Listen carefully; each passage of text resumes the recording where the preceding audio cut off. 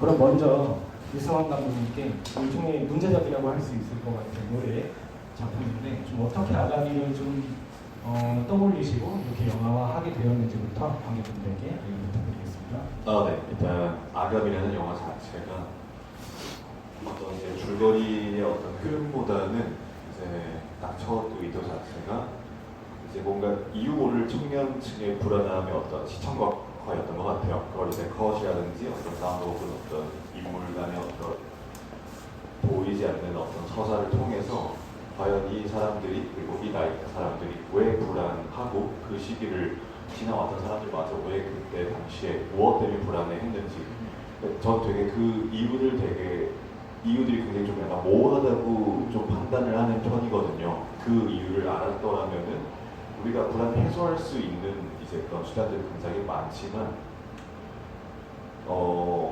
정작 그 이유를 모르기 때문에 계속해서 그 방황하는 그 세대에 대한 어떤 표현 그걸 좀 중심적으로 좀 그렸던 영화인 것 같습니다.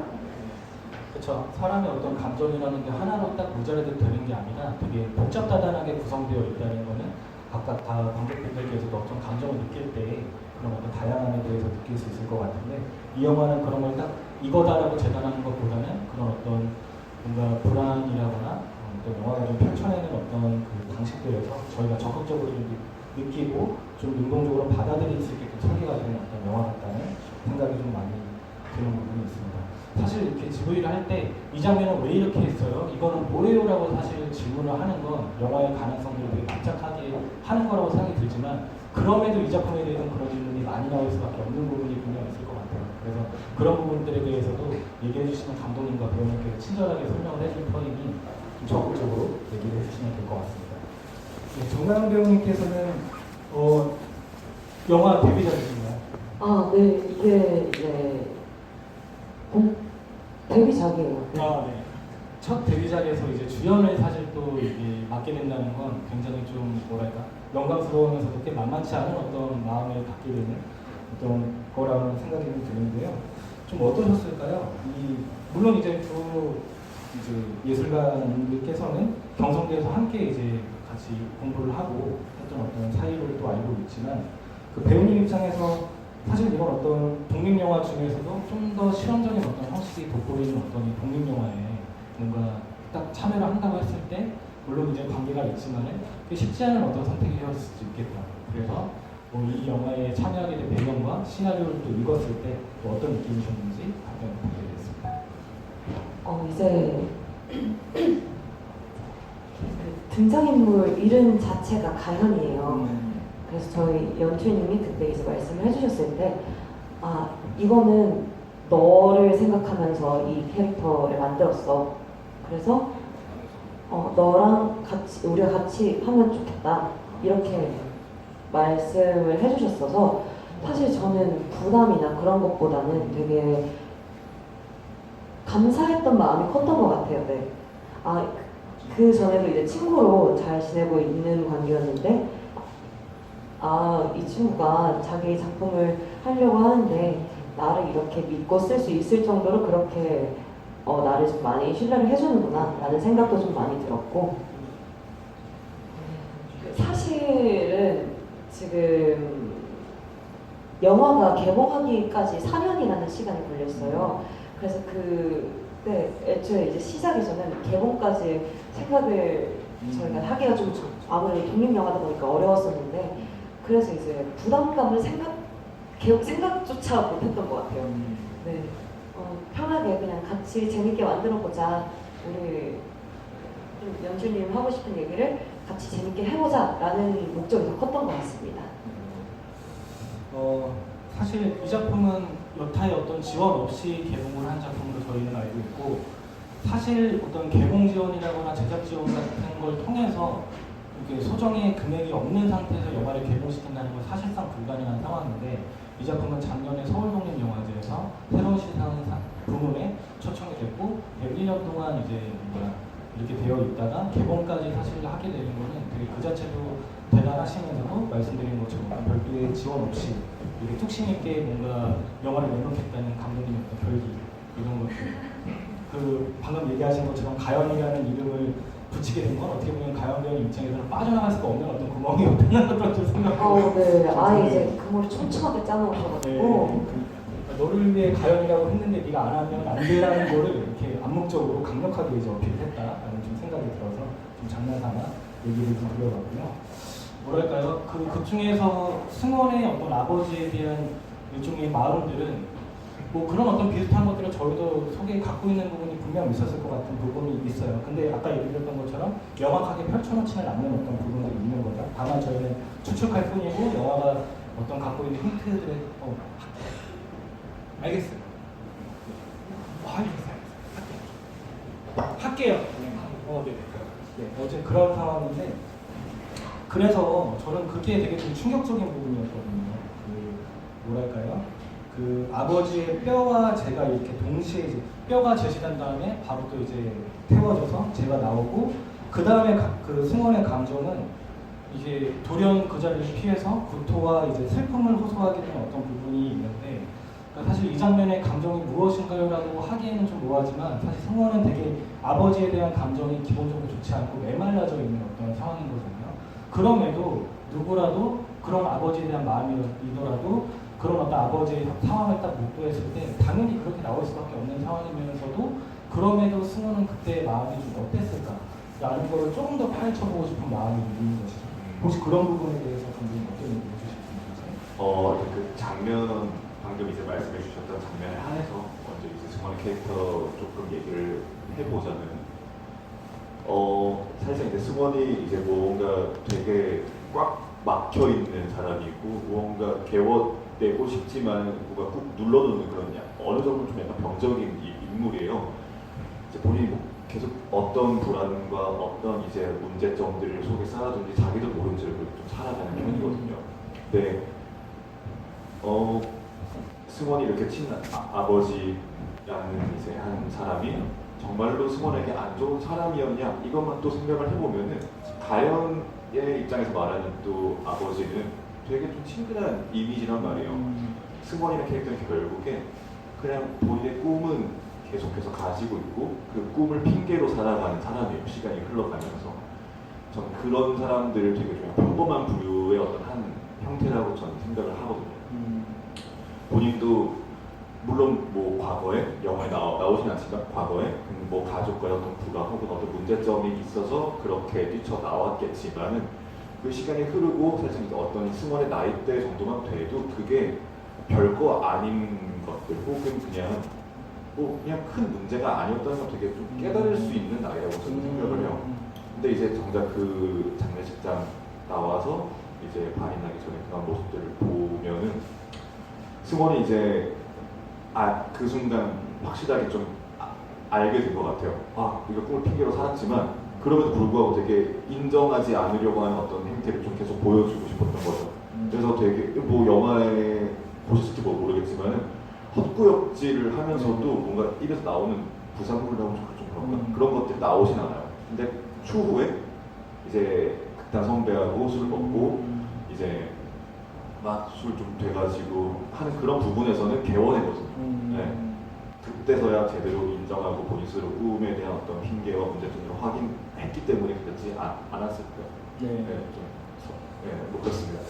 그렇죠. 감독님의 방금 말씀처럼 영화는 생각보다 반복되는 것 같으면서도 묘하게 차이가 있는 부분들이 있는데 예컨대 승원이 처음에 이제 시작할 때 약을 먹는 장면을 아마 보셨을 걸로 짐작이 되지만 나중에 극단으로 갔을 때는 그 약을 이제 먹지 않고도 넣어두게 되는 어떤 변주 같은 것들이 좀 일어나게 되는 부분들도 있고 말씀을 좀 드리면 또 더 많은 어떤 부분들이 좀 있지만 뭐 사진 같은 것도 그렇고 그런 것들이 되게 디테일하게 잘 설정이 되어 있다. 뭔가 반복과 변주를 통해서 좀 새롭게 저희한테 좀 전달해주는 그런 내용들이 분명히 좀 담겨져 있는 건 좀 감독님의 되게 치밀한 어떤 연출들이 녹아져 있는 부분이다라는 좀 생각이 들어서 좀 얘기를 드리고 싶고 저는 사실 가연의 그 심리도 좀 궁금한 것 같아요.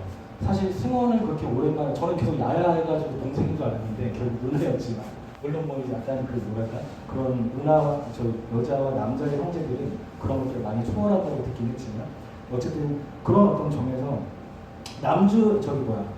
승원의 곁을 계속 맴도는 듯한 느낌이면서도 이게 그게 보호자의 어떤 차원인 것 같으면서도 또 혼자 남게 될 엄마가 걱정되는 것 같아서 그렇게 또 하는 어떤 측면도 있는 것 같고, 혹은 약간 뭐랄까 이것이 아버지 유지가 아니었을까, 이 어떤 동생에 대한 그런 어떤 생각들도 다양하게 해볼 수 있는 어떤 차원이었던 것 같은데, 좀 배우님께서는 어떤 생각에서 승원에 그렇게 곁에 좀 머무르면서 그렇게 배회하고 함께하는 것인가, 그런 생각에 대해서 어떻게 생각하시고 연기를 펼치셨는지 좀 여쭤보고 싶습니다.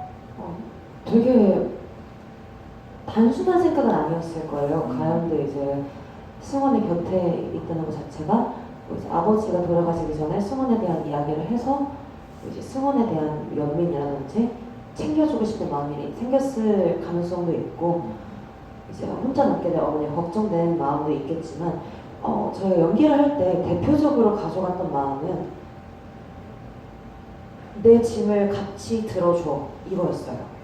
이제 아버지가 돌아가시고 어머니가 혼자 남게 되셨는데, 그렇게 되면은 어머니를 책임져야 될 사람은 가연이에요.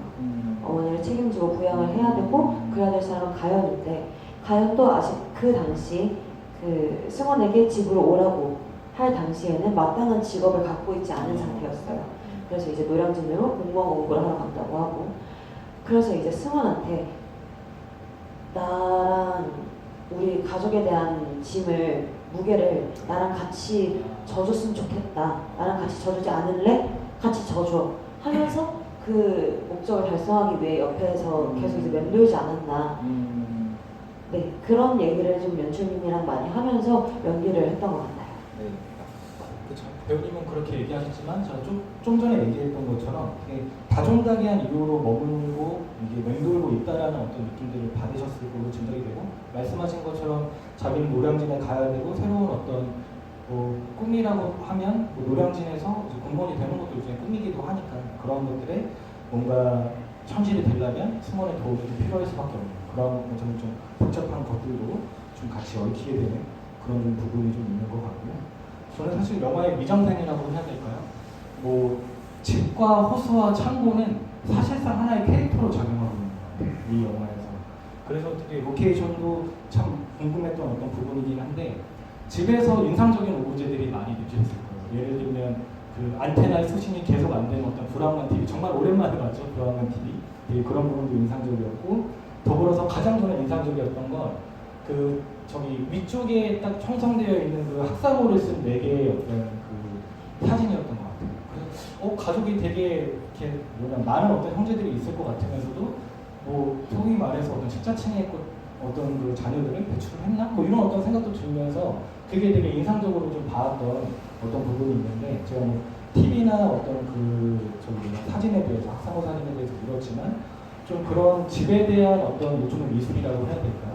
좀 그런 거는 좀 어떤 거를 좀 가장 보시면서 좀 이렇게 좀 디자인해 놓으셨는지 그런 부분에 대해서 여쭤보고 싶네요. 네. 일단 집이라는 그 공간 자체를 좀 연출을 할 때 사실 이제 승원의 입장에서는 도피를 위한 장소란 말이에요. 사실 이제 그 집이 정말 편한 곳이라서 그곳에 가는 게 아니라 정작 그곳에서도 뭔가 본인의 뭔가 이유를 모를 불안함에 계속 시달리고, 가연이 오고 나서도 계속해서 뭔가 가연한테 이상한 질문과 트집들을 보면서 잡히는 되게 좀 불안정한 공간이란 말이죠.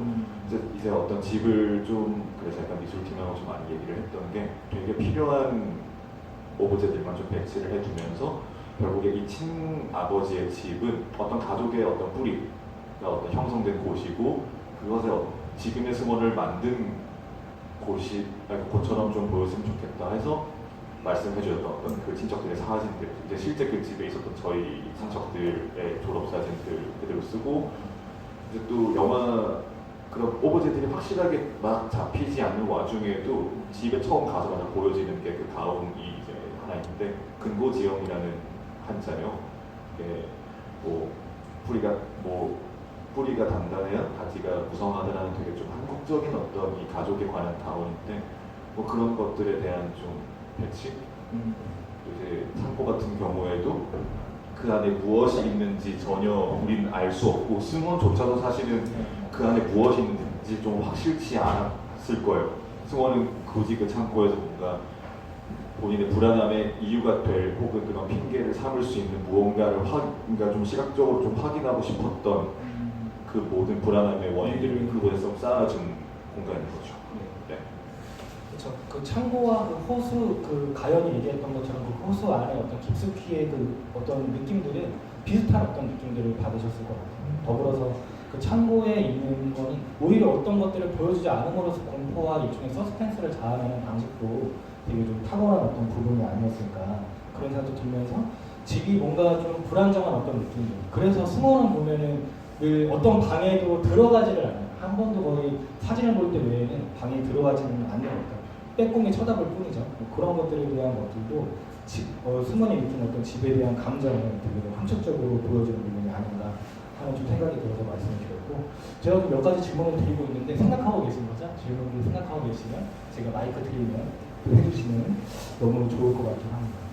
그리고 또 가연에 대해서도 좀 얘기를 해보고 싶은데 필름 카메라가 가장 인상적인 부분인 것 같아요. 이거는 가연과 승원을 묶어주는 어떤 부분들도 있고 사실 사진이라는 게 이제 가연이 얘기한 것처럼 유행이기도 하지만 약간 좀 뭐랄까 은유적으로 볼 수 있는 부분들이 분명 많잖아요. 이제 기억을 뭐 사진을 통해서 기억을 이제 받지 않는다는 어떤 부분도 있고 네가 또 이제 떠나면 이제 기억할 수 없으니 사진을 찍겠다라고 해서 이제 승원을 찍는 어떤 행위도 있고 또 이제 좋은 어떤 풍경들의 것들을 사진을 남게 되는 어떤 부분들이 있고 또 이제 그 유골함과 그 빠뜨렸던 사진을 또 그걸 담는 또 사진도 있고 그 어린 시절 승원과 아빠의 사진도 담는 되게 그런 것들이 묘하게 어떤 정서를 전해주는데 딱 이렇게 명확하게 가닿기 힘든 부분도 분명히 있단 말이죠.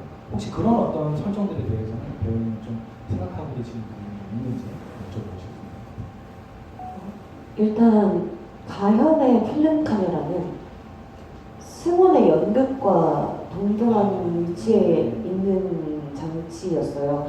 일단 이제 말씀하셨던 것처럼 사진 찍고 그런 게 유행이기 때문에 가연도 이제 좀 가벼운 마음으로 시작했을 수는 있으나 저는 이제 조금 아빠가 카메라 좋은 거 사준다고 했는데 이런 대사에서 좀 느끼셨을지 모르겠지만 사진을 좋아하는 친구예요. 사진 찍는 걸 좋아하고 하지만 근데 이제 어느 정도 사진 찍는 거는 뭐 내 꿈이기는 한데 지금 당장 내가 내 꿈을 바라고 원하고 그러는 것보다는 일단 나 먹고 살아야지. 이걸로 이제 가연으로 공무원 시험 보게 되는 거거든요. 그리고 확실히 사진이라는 게 어떻게 기억의 한순간 한순간들 다 담아주는 거잖아요. 그만큼 또 이제 마지막에 가연이 승원의 사진을 두고 가는 건 승원과 같이 그 불안했던 그 순간을 이제 그 집이라는 공간에 이제 두고 가면서 가연은 그 사회에 대한 그 불안을 확실히 남기고 그 떨쳐내고 사회의 한 구성원으로서 살아가지 않을까 하는 그런 의미도 담고 있었어요. 네. 그러면 말이 와서 여쭙자면 그 일종의 공무원의 꿈을 이룬 후에 다시 집에 와서 그 집을 한번 둘러보는 가연의 어떤 심정이라고 해야 될까?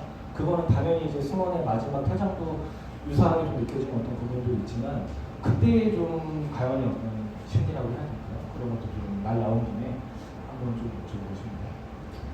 이제 마지막에 그 집을 가연이 들렸을 때는 목적은 사진을 이제 표면적인 목적은 사진을 두고 오자 였으나 이제 조금 연기를 할 때는 아까 말씀드렸던 것처럼 불안을 두고 오자 느낌이었어요. 이제 저희가 아직 감독님이나 저나 둘 다 20대이기는 하지만 아마 더 나이를 먹고 30대, 40대가 되면서 아마 20대의 이 순간들을 되돌아보지 않을까. 그러면 그렇게 되돌아보는 나이가 먹고 불안을 되돌아보는 거를 가연이 다시 와서 그 집을 돌아보는 그런 식으로 좀 시원해서 표현하지 않았나 생각을 많이 하고 이야기를 나눠봤었습니다. 그렇죠. 가연도 그렇고 승원도 그렇고 마지막 퇴장 전에 그 창고를 한번 쳐다보는 그것이 그 앞전에 그들에게 느껴지게 했던 창고의 어떤 느낌보다는 좀 어떤 다른 느낌으로 둘은 이제 받아들이면서 퇴장하게 되지 않을까. 뭐 이런 어떤 생각도 좀 해보게 되는 그런 부분들도 좀 있었던 것 같습니다. 뭐 질문 드리고 싶은 게 상당히 사실은 많은데 좀 얘기 드렸던 것처럼 이런 거는 또 어떤 연출이었나 이렇게 좀 이렇게 납작하게 질문을 드릴 수밖에 없는 좀 거는 좀 양해를 좀 다시 한번 드리면서 좀 여쭙고 싶은 부분에 제가 한두 가지만 더 듣고 좀 얘기를 드릴 수 있도록 하겠습니다. 잠시만요.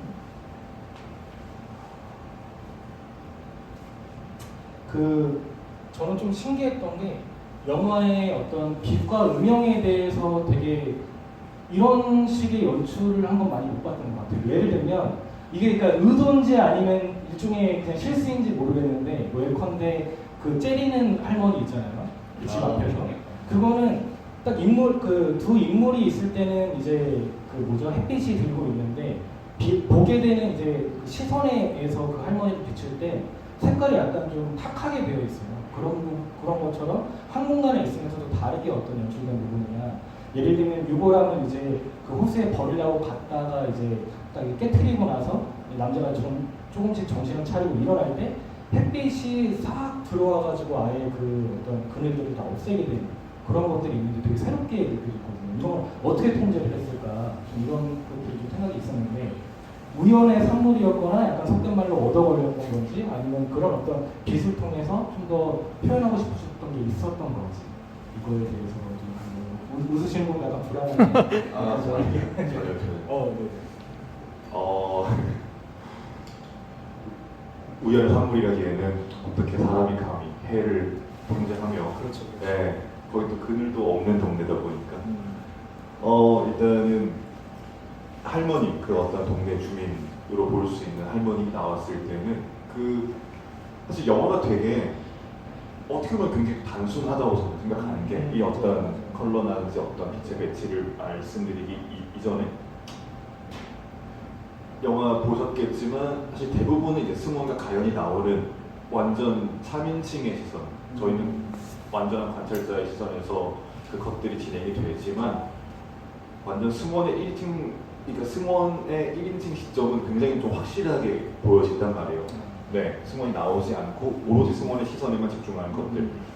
뭐 대표적으로 이제 할머니를 바라보는 컷이 있겠죠. 이제 컬러가 되게 승원이 집 앞에서 있을 때, 승원과 가연이 집 앞에서 있을 때는 되게 일상적인 어떤 햇빛의 컷이에요. 네. 그거는 할머니의 시선이고 반대로 되게 뭔가 푸른색에 좀 차갑고 약간 탁한 그 시선은 승원이나 혹은 가연이 그 할머니를 바라보는 시선이거든요. 그런 거 같은 경우에는 승원은 이미 이제 어떤 이 기성 세대 이전에 그 어떤 사회의 일원으로서 한 발자국 나서야 되는 그 위치에 서 있고 할머니께서는 이미 그 기성 세대를 지나서 이제 이미 어떤 사회 모든 어떤 그 역할 이상의 어떤 그 연령대가 돼서 서로를 이제 바라보는 게 문득 이제 시나리오를 봤을 때 뭐 대중교통을 탈 때라든지 어디 뭐 이렇게 서 있거나 나가 있을 때 그 나이대 분들이 되게 뭐 어떤 이유인지는 모르겠는데 되게 청년 저나 뭐 가연 배우나 제 나이대 사람들 되게 많이 좀 쳐다보는 그런 시선들이 간혹 좀 있다고 느꼈어요. 처음에는 뭔가 마음에 안 드나 싶었는데 저희는 그 사람들을 이해할 수 없는 거죠. 저희 세대 사람들. 왜냐하면 그 사람들이 왜 우리를 그렇게 보고 있는지에 대해서 그 어떤 시대의 흐름, 어떤 사회에서의 어떤 역할을 다 해보지 않은 상태에서 굉장히 좀 차갑게만 바라본단 말이에요. 네, 그런 것들을 좀 표현했던 것 같고 호수에서 이제 뭐 요거랑 깨지고 자빠져 가지고 햇빛이 들어오는 그거 같은 경우에는 이제 그 후반 보정으로 네, 다 넣었지만 승원은 호수에 그 이전까지 호수에 갔었던 이유가 단순하게 어떤 시간 때우기 혹은 뭔가 어떤 고민을 털어내기 위한 어떤 본인만의 장소였던 것 같아요. 근데 무언가를 털어내기에 그 호수는 굉장히 좀 얼어있고 승원은 그 얼어있는 호수의 물결을 바라보기보다는 승원의 시선은 항상 그 호수 너머에 있는 어떤 산 그 너머로 가 있거든요. 그냥 어디를 보는지 모르는 어떤 그 허공의 시선에만 고정이 돼 있는데 승원이 이제 본인이 이제 어떤 꿈에 대한 핑계 혹은 그 카메라와 본인이 어떤 핑계 삼아서 버려야만 했었던 불안함을 떨쳐내기 위해서 그것마저 의도대로 흘러가지 않는 그 현장을 목격한 다음에 그때 햇빛이 들어오는 그 연출 자체는 이제야 뭔가 좀 준비가 되지 않았나. 그러니까 그 이유모를 불안함에 대해서 본인이 시각적으로 확인을 했고 네. 이제는 인정하고 나서야 된다. 그래서 그 집을 곧장 떠나고 마지막 이제 연극을 마무리하고 본인의 모든 걸 다 토해내고 완벽하게 집을 떠나는 그런 식으로 흘러갔던 것 같습니다. 그렇죠. 어떤 특정한 대사를 통해서 보여주는 게 아니라 그렇게 몇몇의 어떤 장면화를 통해서 그런 것들을 충분히 느껴볼 수 있는데 방금 설명하신 것처럼 처음에 승원과 갈수록 그렇게 달라지는 그 할머니를 통해서도 재밌었어요. 처음에 약간 승원은 막 멋져가면서 거의 도망가듯이 문안으로 들어갔냐면 나중에는 오히려 그 할머니가 먼저 자리를 뜨게 되는 그런 변화들도 일종의 것도 차이일 것이고 그 할머니를 마주하는 승원과 가연의 차이도 좀 약간 재밌었던 것 같아요. 가연은 막 안녕하세요 하면서 막 이렇게 적극적으로 좀 마주하려고 한다면 방금 얘기했던 것처럼 승원은 좀 더 약간 회피하는 어떤 식의 것들을 좀 보여주는 어떤 방식도 좀 재밌었고 굳이 또 차이에 대해서 하나 얘기하자면 그거 되게 재밌었던 것 같아요.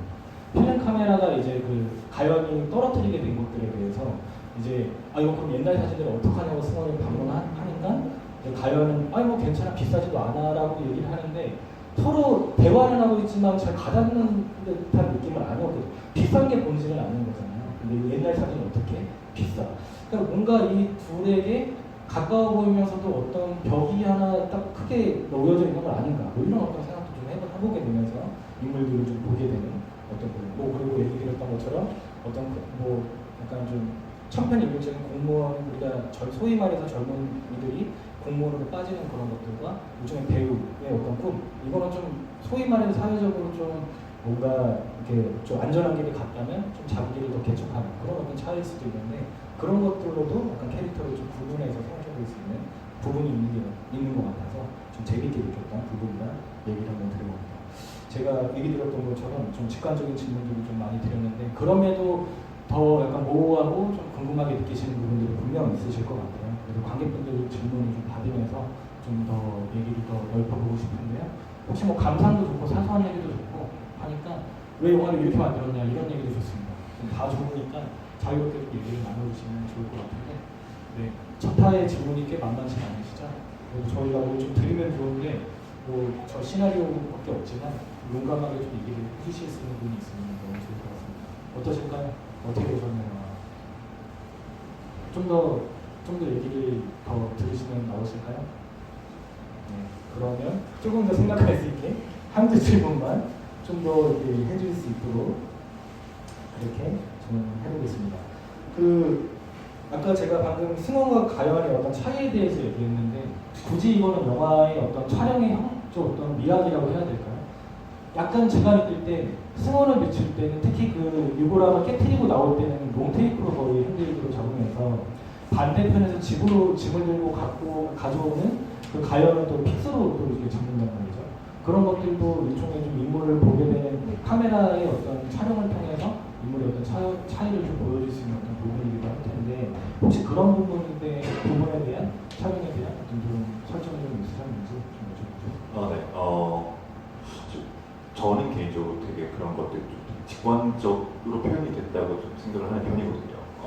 이제 말 그대로 이제 승원은 굉장히 이제 그 가연의 카메라가 떨어져 있는 걸 보고서 되게 그게 별거 아닌 일이지만 승원은 굉장히 그런 거에도 모든 거를 자기의 불안에 대입하는 사람이에요. 되게 후음이든 뭐든 간에 본인의 어떤 이유 어떤 수많은 핑계들에 한해서 굉장히 이제 그런 거에 불안감을 많이 느끼는 그런 인물이기 때문에 그냥 굉장히 이제 흔들리는 거고 가연은 단순하게 나갔다 들어오는 거 그 이상 그 이하도 아니거든요 사실. 그리고 이제 승원을 비출 때 어떤 뭔가 불안하게 되게 극적이 될 때 어떤 핸들드 말고도 되게 정적으로 완전 딱 픽스로 이제 되게 전체 풍경을 비추거나 혹은 이제 집을 비출 때에도 승원은 되게 한 구석에 몰려있다는 느낌을 좀 많이 주고 싶었어요. 되게 이게 답답하지 않아야 되는 컷인데 인물의 중심으로 봤을 때는 굉장히 좀 답답한 편이거든요. 이제 집이라는 공간은 당연히 뭔가 위로받을 수 있고 내가 편안함을 느껴야 되는 공간이어야 되는데 승원이는 또 그게 아닌 거고 근데 가연이 이제 같이 있을 때는 굉장히 좀 밸런스가 맞게 배치를 했으면 좋겠다. 촬영 감독님한테 좀 많이 그걸 강요를 좀 했던 것 같아요. 그러니까 결국 그거는 승원에게는 가연이 뭔가 어떤 불안 요소일 수는 있겠지만 또 다른 의미에서는 필요한 거죠. 계속해서 가연이 방에 있는지 없는지 확인하려고 하고 어쩌면 좀 병적인 집착일 수 있겠다면 그게 결국에 이제 서로의 역할 하에 되게 굉장히 좀 필요한 사이였던 거죠. 오히려 가연이 떠나가고 가연이 없으니까 거기서 뭔가 불안감을 더 느끼는 캐릭터지 않았나. 그걸 되게 좀 컷에서 좀 많이 좀 하려고 했던 것 같습니다.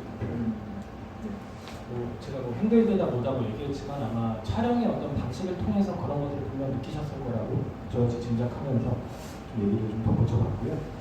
그 가영 배우님께서는 사실 어떻게 보면 그 장례식장에서 울거나 감정을 직접적으로 표현하는 거에 대해서 저는 배우가 아니라 전혀 모르지만 그런 것들보다는 오히려 좀 나른한 어떤 연기 톤으로 승원과 집에서 얘기하는 그런 좀 뭐 사사로운 어떤 느낌의 연기들이 더 힘들지 않을까라는 좀 생각이 좀 들어요. 그래서 방금 말씀드렸던 어떤 감정 연기들보다 좀 가연으로서 그런 것들을 좀 표현하시는데 좀 말씀드렸던 것처럼 적적함이시기도 하고 어떻게 보면 좀 만만치 않으셨을 수도 있겠다라는 좀 생각이 들었는데 좀 어떠셨어요? 사실 그 장례식장이라든지 화장터에서라든지 거기서 우는 연기가 좀 되게 쉬웠던 것 같아요. 네. 그냥 이제 그때는 그냥 다 터트리기만 하면 뭔가 되는 거다 보니까 그 장면이 좀 그렇게 감정이 딱 이렇게 올라간 장면이었어서 그래서 딱히 거릴 거 없이 그냥 터트리면 된다 이거였는데 이제 승원과 집에서 이제 이야기를 할 때는 그 가현이라는 친구가 이제 승원이한테 어떻게 대하는지 그리고 또 저 스스로도 왜 얘를 챙겨주고 같이 짐을 지자고 하고 이제 여러 가지 다양한 것들을 또 대사나 톤이나 행동들 이런 거에 조금 담아내야 되는 게 있다 보니까 네 그래서 이제 대사 칠 때는 확실히 그 나른하는 게 조금 더 어렵지 않았나 그런 생각도 듭니다. 그러면 뭐 첫작품이심에도 불구하고 그런 것들이 어색하게 느껴질 때 사실 한없이 어떤 영화의 집중력이 좀 떨어질 수 있는데 그런 부분 전혀 없이 그런 나른한 부분의 어떤 것들도 잘 담아내신 어떤 연기를 펼치셨다 하는 좀 생각이 들어서 말씀을 좀 드리고요. 그리고 이 작품은 의령을 이제 중심으로 해서 김해와 부산에서 촬영된 걸로 알고 있어요. 일종의 지역 영화의 어떤 결들을 좀 담고 있는데 아까 제가 배경에 대해서도 얘기했지만 정말 그 로케이션이 엄청난 역할을 했다. 정말 사람 하나 안 보이고 개소리만 이제 들리게 되는 사람을 통제해드린 만무하고 아마 정말 그렇게 정적으로 정문화처럼 되어 있는 어떤 그 동네로 어떤 생각을 하게 되어 있는데 좀 어떠실까요? 그 감독님께서는 그 집은 뭐 정말 친척분의 집일 수도 있고 그 특히 호수 같은 것도 내가 여기를 보고 이 영화를 완성시켜야겠다는 어떤 각오를 크게 받으셨을 걸로 짐작이 되는데 그 로케이션에 대해서 좀 더 얘기를 보여주시면 좋을 것 같습니다. 사실 이제 장소를 정하는 데에서 큰 문제가 없었던 게 사실 이것이 이제 시나리오를 쓰기 이전부터 어떤 내용으로 가야 되겠다 기획 단계에서 사실 다 정해질 수밖에 없었던 게 저희 외할머니 실제 집이고 제가 실제로 어렸을 때 잠시나마 살았던 집이었고 영화 속에 나오는 할머니도 저희 그 외할머니 그때 데리고 와가지고 하면 저희 좀그 서 있어요. 네, 저희 그 가요 그때. 평소에 잘합니다. 그 장소뿐만 아니라 사실 배우를 선택하는 그 과정 속에서도 이건 좀 비슷한 얘기긴 한데 시나리오 쓰기 전부터 정가연 배우한테 야 너 시간 되지? 너야? 이렇게 돼 있고 극단 선배 역할도 선배 시간 되죠? 그냥 그 인물에 맞춰서 모든 걸 했고 제가 알고 있는 그 장소에 맞춰서 모든 걸 써왔고 그 과정이 되게 연출이나 또 촬영 현장에서 이어졌을 때 굉장히 좀 편했던 것 같아요.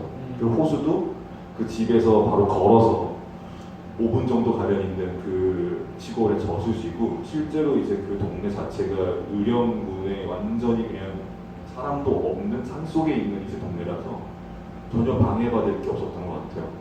그래서 그런 부분에 대해서 좀 많이 편했다. 이미 정해두고 작업을 했기 때문에.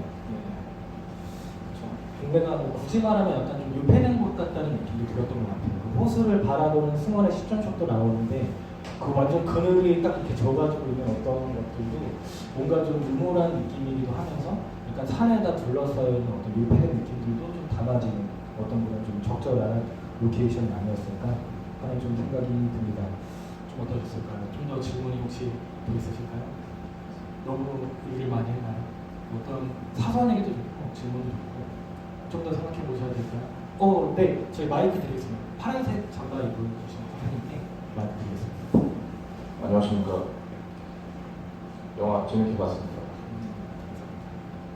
저는 제일 궁금한 게 그 제목이 아감인데 아무리 생각해도 이게 그 영화 내용하고 좀 의미를 모르겠습니다. 네, 아감이 의미하고요. 그 다음에 그 영화 맨 처음에 시작할 때쯤에 제가 그 좋아하는 OST인데 그 바그다드 카페 거기 콜링유가 나오는데 네 그게 이 영화하고 어떤 관계가 있는가 생각을 해봤거든요. 그래서 황야한 사막에 희망이 없는데 나중에 희망을 찾는 그런 의미가 있나 그런 생각이 좀 들고요. 선생님 근데 먼저 그 콜린유를 어디서 들으신 것 같아요? 옛날 아까 여기서 그거는 네. 그거는요. 저희가 이제 영화 홍보를 할 때 저희가 만든 건데 제가 그 음울한 느낌이 좀 맞을 것 같아서 콜린유를 붙여가지고 네, 그랬던 거라 죄송합니다. 저 행사 공지를 할 때 그게 영상에 나왔던 거라서 이 작품과는 전혀 관계가 없음을 네, 혹시 또 질문이 더 있으실까요? 그리고 아까 그거는 아까 말씀해 주셔가지고 집에 있는 한자성어 네네네. 그거 아까 말씀해 주셔가지고 넘어가겠고 그리고 그러면 제일 마지막에 주인공이 유골함을 이렇게 들고 간 이유는 원래 거기 저수지에다가 이렇게 뿌리려고 유골함을 들고 간 거예요? 마지막에. 일단 정리를 좀 하자면은 제목 아가미는 근데 저도 약간 느낌이 뻐끔뻐끔 약간 겨우겨우 뭔가 하는 듯한 어떤 느낌은 분명히 있었던 것 같아요. 지금 아가미 이거 되게 간단한 대답일 수도 있는데 영어 조금 더 약간 직관적으로 영어 제목은 The Way Fish Breath예요. 그러니까 물고기가 숨을 쉬는 방법이라는 건데 사실 영화 속에서는 흐르는 물이 전혀 나오지 않음에도 사운드에서는 뭔가 계속 흘러가는 사운드가 나오고 영화 속에 나오는 유일한 물이라고 볼 수 있는 호수마저도 되게 얼어 있단 말이에요. 그러니까 되게 아가미를 필요로 하지만 정작 이제 숨어있는 가연한테는 그냥 정작 아가미라는 게 굳이 필요 없는 이건 되게 사실이잖아요. 계속해서 뭔가 그런 수단이라든지 숨을 쉴 수 있는 어떠한 구멍 혹은 방법을 계속해서 찾으려고 발버둥치는 그런 어떤 표현을 위해서 제목을 아가미로 정했었고요. 음악 관련해서는 네. 사실 이게 스코어가 비슷하게 보이지만 살짝씩 다른 걸 혹시 느끼시는 분들 계실까요? 물소리가 절절절 소리가 난다거나 하는 것들이 비슷해 보이지만 살짝씩 다르거든요. 그런 변주에 대해서 좀 어떻게 음악을 좀 구성하셨는지 네. 그것도 같이 네. 그리고 이제 되게 음향에 가까운 음악을 만들자라고 해서 저희 음악 감독님한테 좀 부탁을 드렸었고 결국에 승원이 말하지 못하는 그 부분들 혹은 이제 어떤 심리 상태 그 대사를 대신할 수 있는 것들을 음향에 좀 가까운 음악으로 좀 해소를 그나마 했던 것 같아요. 그래서 되게 총 사실은 이게 4곡인데 그렇지 않게 좀 들리거든요. 뭔가 어떨 때는 되게 약간 밝은 것 같기도 하다가 어떨 때는 또 내려갔다가 그게 되게 반복이 되면서 저는 이거를 되게 플러스 마이너스 1 했을 때 결국에 0에 수렴한다라고 저는 봐요.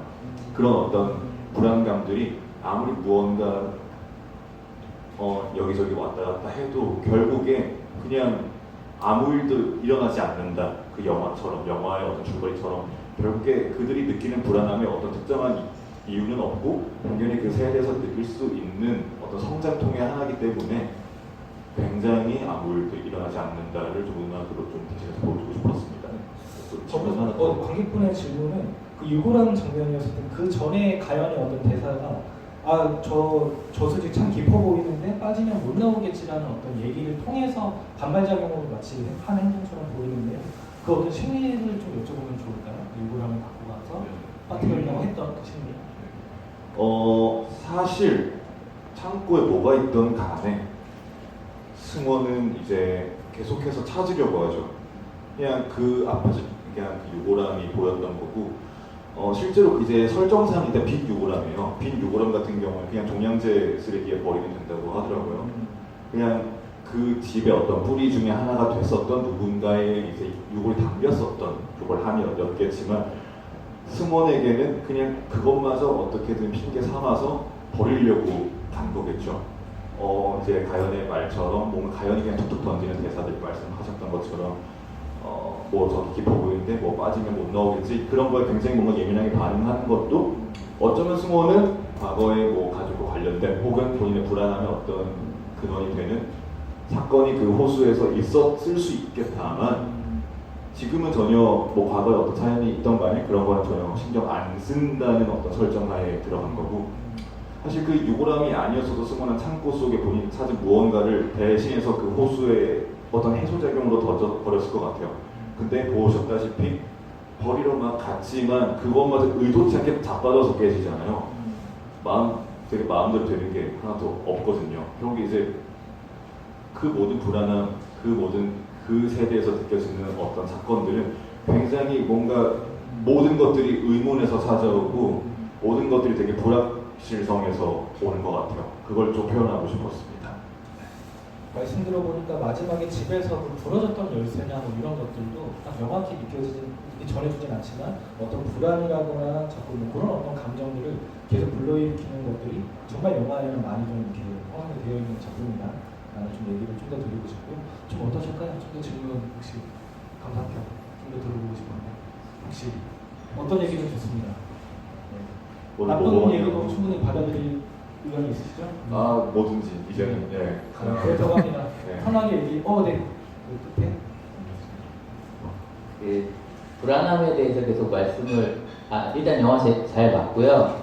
그 청춘의 불안함을 잘 표현해 주신 것 같아서 저도 과거에 그런 시절이 있었구나라는 생각이 들었어요. 근데 아까 영화를 만드신 지 지금 한 4년 정도 되셨다고 했고, 그러니까 말씀하셨을 때 배우분이랑 감독님이랑 다 20대라고 하셔서 저게 지금 20대 초반에서 지금은 또 중후반으로 넘어오셨을 거 아니에요. 네. 그러면 이제 관객으로서, 감독도 관객으로서 이 영화를 한 4년이 지난 시점에서 보셨을 때 그 본인의 불안함이 어느 정도 해소됐는지가 가장 궁금해요. 너무 이상하시니까. 또 가연 배우님도 같이. 네.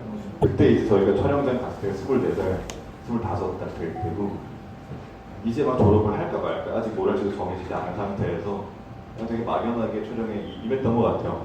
뭔가 내 주위의 어떤 불안함들은 그런 걸 느끼지 않았을까? 내 바로 몇 년 뒤에 그렇게 나이 차이가 많지 않은 사람들이 뭔가 사회에 어떤 한 걸음 나가서려고 할 때 그런 걸 되게 막 술 먹고 막 그런 얘기도 굉장히 많이 하면서 나왔던 시나리오고 그런 영화인데, 지금 보면은 오히려 승원에 좀 더 가까운 것 같아요.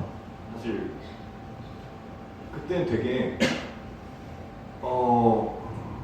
그때도 물론 이제 되게 불안했지만 지금 같은 경우는 이제 슬슬 이제 하나 둘씩 뭔가 되게 빨리 결혼하는 친구들은 빨리 자리를 잡아서 결혼하고 직장 다니고 이제 오랜만에 친구들 만나면은 뭐 회사가 어쩌고 저쩌고 막 이제 이 집이니 뭐 아니면은 본인 뭘 해야 되니 이런 얘기들이 이제야 들리고 있고, 물론 어찌 보면은 저는 꿈을 이루고 있는 다행히도 뭔가 이 꿈에 대해서 영화를 개봉시키고 보여드렸던 것만으로도 한 발자국 조금 더 나아갔을 수는 있겠지만 여전히 불안합니다. 그때보다는 오히려 지금의 제가 영화 속 승원하고 조금 더 가까운 것 같아요. 그래서 지금 하면은 더 잘할 수 있었을 텐데 이 얘기를 몇 번씩 했었어요. 지금 이 마음이 가지고 촬영장 다시 가면 잘 나올 텐데 그때 내가 뭐라고 감히 그랬던 것 같습니다. 아가미 외전을 하나 또 이제 만드셔도 다시는 다시는. 저도 이제 동갑이니까 죄송합니다. 제가 감기에 걸려가지고 동갑이다 보니까 저도 그때 이제 24살이었는데 저는 이제 이 친구랑 조금 달랐던 게 제가 그 작품 준비를 하면서 저는 극장 인턴을 나가면서 대학교를 다니면서 작품님을 같이 했었 봤던 기억이 있어요. 그래서 사실 오히려 그때는 조금 덜 불안했던 것 같아요. 지금보다. 아, 극장 인턴을 하고 있고 여기서 이제 다른 여기 있던 인턴 경력을 가서 다른 극장에 취직할 수도 있고 이제 대학교 졸업하면서 자격증도 같이 이제 뭐 어떻게 할 수 있다 보니까 그때 이렇게 하면 되겠다라는 생각을 가지고 했으나 사람 인생 생각대로 되는 게 없잖아요. 그렇게 생각대로 되지 않으면서 오히려 중간에 이제 한번 아 나 연기 안 할 거다, 나 연기 접고 그냥 이제 일할 거다 회사 다니고 그러면서 회사를 다니고 있었어요 실제로. 그런데 그런 것들이 이제 영화에 있는 가연이 갖고 있는 그런 불안감이 아니었을까. 나도 내 인생을 내가 책임을 져야 하고 또 이제 부모님이라든지 다른 가족이라든지 그런 것들을 놓고만 있을 수 없는데 그럼 내가 그렇게 하려면 일단 사회 구성원을 일을 하고 뭔가 이제 나도 소득이나 그런 다른 것들이 있어야 할 수 있지 않을까 하는 그런 불안감이 굉장히 심했어요. 네. 그리고 최근까지도 지금도 여전히 심하고 있고요. 근데 이제 그 불안이란 감정은 20대가 가지고 있는 불안은 이제 뭐 취업이라든지 우리가 앞으로 어떻게 살아야 되는지 꿈과 현실 사이의 괴리감 뭐 이런 게 가장 클 텐데 아직 저희가 20대의 불안을 이야기하는 거는 저희가 20대이기 때문이거든요. 저희가 이제 30대와 40대가 갖고 있는 50대가 갖고 있는 불안은 저희는 아직 경험해보지 못해서 감히 저희가 얘기할 수 없는 부분이어서 네 그래서 조금 더 20대 불안을 그렇게 얘기하지 않았나. 그리고 현재도 불안하지만 이 불안은 어떻게 놓고 갈 수가 없다. 이 생각을 가지고 좀 받아들이려고 하는 것 같아요. 네. 또 어떤 그 거장감독도 불안은 영혼을 잠식한다라는 어떤 영화도 만들기도 했지만 불안이라는 걸 정말 떨쳐낼 수는 없는 부분인 것 같고 사실 저도 얘기를 들으면서 저도 이제 30대인데 저도 지금 직장으로 다니고 있지만 갖가지 불안들에 늘 이제 더덕더덕 이제 붙여서 살고 있는 어떤 부분인데 이 작품을 통해서도 아마 각 개인마다 20대를 관통해온 어떤 관객분들 앞으로 지금 느끼고 맞닥뜨려야 될 어떤 그 나이대에서 각각의 어떤 불안들을 영화의 어떤 투영해서 좀 더 생각해 보신다면 정말 피부로 와닿는 어떤 부분들이 분명 많을 것이다 하는 좀 생각이 들어서 얘기를 좀 들어봅니다. 아주 좋은 질문들로 채워가고 있는데 혹시 좀 더 질문이나 점상평 얘기해 주실 수 있는 분 있으실까요? 괜찮으실까요? 서울에서 또 언제 질문가 있을지 모릅니다. 내일 부산으로 가서 오늘 이걸 위해서 부산에서 왔지만 분량 채우고 오늘 또 내려가야 되는데 이 행사를 오시기 위해서 부산에서 철도 차도 없어가지고 질문 그거를 하게 되는데요. 좀 더 혹시 없으실까요? 그럼 제가 한 가지 좀 네. 저 중간에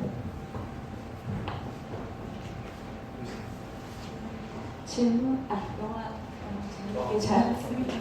저는 질문보다는 그냥 가장 감상평인데요. 저는 예술적인 면이 전혀 없는 사람이라서 네, 굉장히 어렵게 느껴졌거든요. 그래서 저 같은 사람은 이제 직관적으로 하나하나 콕콕 짚어주면서 해석해주는 그런 영화를 즐겨보는 타입인데 이 영화는 되게 모든 부분들을 관객들한테 해석을 맡겼다고 보여지거든요. 네. 그렇게 어렵게 느껴지는 게 맞는 영화인지 네. 좋습니다. 그렇게 생각했습니다. 어제는 이제 되게 또 진솔하시고 저희 엄마도 같은 얘기를 사실 어쩔 수 없는 게 제가 생각해도 그러니까 이건 이제 창작자로서 말고 제가 관객으로 어디 영화관에 갈 때도 사실은 굉장히 뭔가 아무리 좋은 영화여도 그러니까 어쩔 수 없이 많은 사람들 또 저도 그렇지만 줄거리를 중심으로 본 다음에 이제 그 다음에 이제 어떤 연출적인 의도 부분 뭐 컷의 어떤 배치 등등을 그건 이제 그 다음 문제거든요. 사실 제가 좀 생각했을 때도 근데 이제 이 영화를 되게 어렵다라기보다는 되게 많은 부분을 열어놓은 가장 큰 이유는 일단 이 영화를 기획을 할 때 제가 되게 중요하게 생각했던 거는 완벽하게 타인을 보는 시점이었으면 좋겠다 이거였어요. 어쩌면 이제 이 영화 77분 동안의 시간을 이제 이 영화를 보신 분들의 시선은 결국에 승원이라는 한 캐릭터가 이 시점부터 저 시점까지 그냥 되게 일과를 승원의 어떤 속마음이나 뭐 어떤 해석 이런 것도 모르고 그냥 남이 집에 가가지고 남의 아빠가 돌아가셔가지고 꿈이 어쩌고 저쩌고 또 승원은 또 다시 가네. 완벽하게 그냥 타인을 보는 그런 시선으로 비춰줬으면 좋겠다고 생각했거든요. 근데 결국에 우리가 평소에 남을 보는 시선도 좀 같은 것 같아요. 제가 생각했을 때는 저희는 뭐 가족들한테도 못하는 말들이 많은데 사실 아무리 친한 친구한테도 겨우겨우 뭔가 내 속마음 털어놓고 나 이것 때문에 뭔가 요즘 뭐 그래 이런 것들 사소한 부분 하나하나까지도 그렇게 털어놓기 굉장히 힘든 이 시대에 감히 나 혹은 누군가가 남을 어떻게 공감할 수 있을까? 남이 그러니까 그 사람한테 가가지고 당신 뭐 때문에 이렇게 힘들어라고 물어보지 않는 이상 굉장히 모르는 시선이라고 생각을 하거든요. 이게 또 사실 오늘 이제 질문을 받으면서 저희만의 어떤 정답, 줄거리에 대한 어떤 해석을 말씀드렸지만 뭐 가연이 사실이 그랬을 것이다. 승원이 원래 뭐 이런 사람이다라고 이렇게 좀 말씀을 드렸지만 사실은 그냥 나를 대입했으면 좋겠어요. 가족에 대한 어떤 둘의 관계, 영화 속 숨어있는 설정들, 뭐 아빠가 어쩌고, 뭐 꿈이 어쩌고 이런 것들은 되게 표면적인 거죠. 이 연기를 하기 위한 저희만의 정답이 존재해야 됐기 때문에 그런 줄거리에 대한 해석, 설정을 사실 말씀드리는 거고 이해를 좀 더 편하게 하기 위한 각자 지금 그 나이 때 그 시대에 살아가는 사람들이 가지고 있는 이 이유 모를 불안함 혹은 그 원인이라고 생각하는 것들 혹은 그 세대가 지났지만 당시에 왜 불안했을까에 대해서 고민해왔던 것들을 그 캐릭터라든지 그 집, 창고 그 공간에다가 대입해서 보셨으면 좋겠다라고 해서 사실 좀 나온 영화였던 것 같습니다. 네. 감독님 말씀처럼 사실 말씀하신 것처럼 그런 어떤 그 딱 쪽집게처럼 집어주고 다 해석해주는 혹시 그렇게 풀어주는 어떤 상업 영화의 어떤 결들은 그쵸 그냥 이렇게 팝콘 먹으면서 이제 즐기기 참 쉬운 어떤 영화인데 이런 작품들은 방금 말씀하신 제가 좀 전에 읽고 얘기 들은 뭐 부러진 열쇠라거나 이것저것이 영화가 주는 어떤 감정과 정서를 이게 당장은 아니더라도 나중에 분명 붙게 되는 어떤 부분들이 있거든요. 혹은 그런 것들이 과거에 경험했던 느꼈던 부분들과 이게 뭔가 어우러지게 되면 아 이런 맛의 어떤 독립영화 그리고 예술영화 보는구나라는 걸 언젠가 분명 느낄 수 있으실 텐데 그런 어떤 첫 경험으로 아가미는 분명 만만한 영화는 아니라고 저도 생각을 합니다. 그래도 좋은 어떤 기억으로 좀 남아주셨으면 너무 좋겠다는 이번 질문이 너무 좋은 것 같습니다. 저는 아주 좋다고 좀 생각했죠. 사실 조금 후회하고 있긴 합니다. 안 됩니다.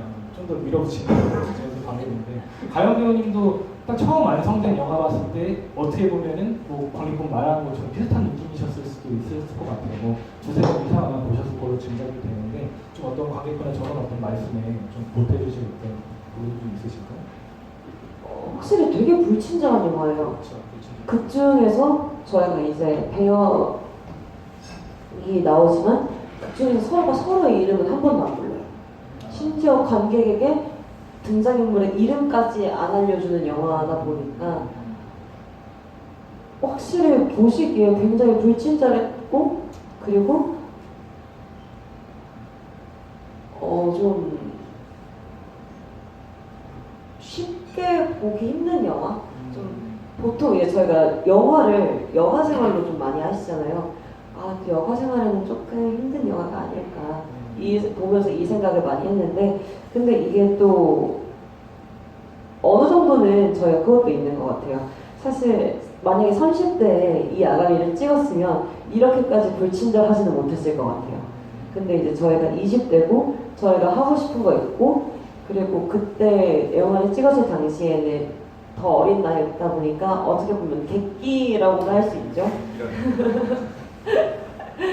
자기 주장, 자기가 이제 재밌게 말씀드리는데 자기가 나 이런 걸 하고 싶어 그리고 어떻게든 할 거야 이런 게 확실히 있었기 때문에 그리고 연출님이 그걸 끝까지 좀 가지고 갔기 때문에 이렇게 조금 영화가 자기가 이야기하고 싶은 대로 영화가 만들어지지 않았나 하는 점에서는 저는 이 영화를 굉장히 좋아합니다. 말씀하신 것처럼 동의하는 게 20살의 어떤 패기, 그때의 어떤 나이가 아니면 근데 또 그런 어떤 여려있는 뭔가 뭐랄까요? 좀 더 연그러지지 않은 어떤 데에서 이 정도 작품을 낼 수 있다는 거는 저는 좀 대단한 어떤 부분이고 서독제에서도 인정했기 때문에 새로운 시선에서 초청된 부분이 아니었을까. 저 감독님 심정이 어떤 복잡함이 좀 있어요. 아, 너무 부끄러워요. 네. 어쨌든 좋은 질문 해주셔서 감사드린다는 말씀드리고 마지막 정도 질문이 될 것 같은데 그분 멀리서 오셨습니다. 좀 더 얘기를 나눠주실 수 있는 분이 혹시 있을까요? 오, 좋습니다. 좋습니다. 아유, 배우님 저기 뭐야 광기민 덕분에 울림을 우선 영화 정말 재밌게 봤고요. 그 지인이 그 얼마 전에 명동 CGV에서 그 GV 하셨을 때 봤다고 저한테 추천을 해주시더라고요. 근데 영화가 좀 많이 어렵다고 그분도 어렵다고 하셔가지고 저도 오늘 봤는데 정말 어렵긴 어렵더라고요. 그래서 N차 관람을 꼭 해야겠다는 생각이 좀 들더라고요. 제가 더 질문 드리고 싶은 거는 영화를 보면서 소음 같은 게 많이 들리더라고요. 항공 그 비행기 소리라든지 아니면 동물 소리, 새 소리 뭐 이런 소리가 들리는데 혹시 이런 소리가 영화상에 그 연출하시는 데 있어서 좀 방해 같은 건 안 되셨는지 궁금하거든요. 그럼 제가 이 영화를 봤을 때는 영화랑 엄청 잘 어울리는 것 같더라고요. 소음들이. 개소리 이런 것까지 예, 동물 소리라든지. 네네네. 이제 그 개소리 같은 경우에는 저희 사운드 감독 그 말씀. 네, 개소리라고 하면 안 되는데 강아지가 짖는 소리. 네, 강아지가 짖는 소리는 저희 이제 사운드 감독님께서 따로 이제 제가 부탁을 드려가지고 네, 사실 그건 되게 좀 경험에서 많이 좀 사용을 해왔던 것 같아요. 되게 시골, 되게 더욱더 시골로 들어가면은 평소에 듣기 힘든 소리들, 그 분명히 그 곳에만 존재하는 소리를 좀 확실하거든요.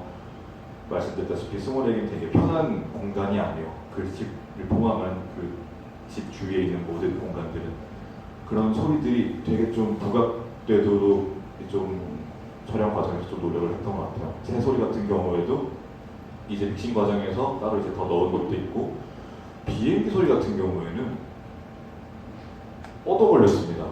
네, 근데 딱 그 승원이 집을 나가는 타이밍에 촬영장에 뭐 위에 헬기가 근처에 군 그게 있나 봐요.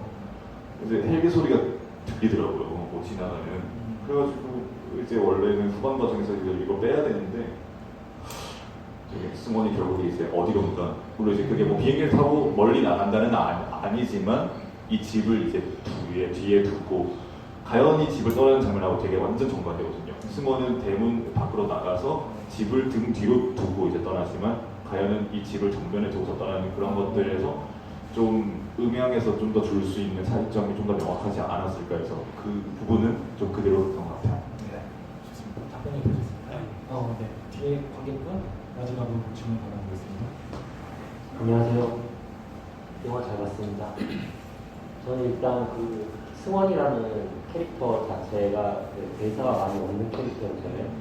물어봐도 대답을 하지 않는 그런 성격의 소유자인 것 같은데 그 승원이 대사량이 제일 많았던 부분이 그 자신이 직업이라고 할 수 있는 연극에서 그 마지막 포텐을 터뜨렸다라고 저는 생각을 하는데 그 연극이 영화 전체의 맥락에서 어떤 의미를 가지고 있는지 그리고 그 제가 이전에 본 위대한 주제라는 영화에서도 아들이 연극 배우로 나오는데 막판에 이제 자신의 연기를 하면서 그 모든 것을 녹여가지고 그 자신의 가족사를 연기로 승화시켰다고 저는 생각하는데 그 아들인 그 승원이 장례식을 거치고 나서 그 연기를 통해서 어떤 점을 이제 표현하고 싶었던 건지 혹시 그게 아무런 의미가 없는 게 아니라 의미가 있었다면 어떤 의미가 있는지 한번 여쭙고 싶어서 질문드립니다.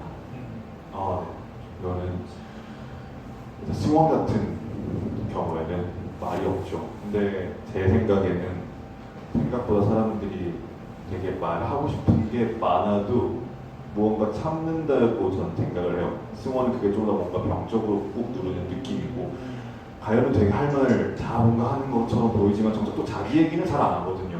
가연도 뭔가 본인이 본인에 대한 얘기를 승원에 대한 어떤 질문을 던져가지고 뭔가 대신해서 뭔가 그 말을 해소하려는 느낌이고, 승원은 오히려 그런 질문에 대한 답도 제대로 못하고 제일 할 말이 많은 사람에도 불구하고 참 그게 되게 승원으로서 존재하지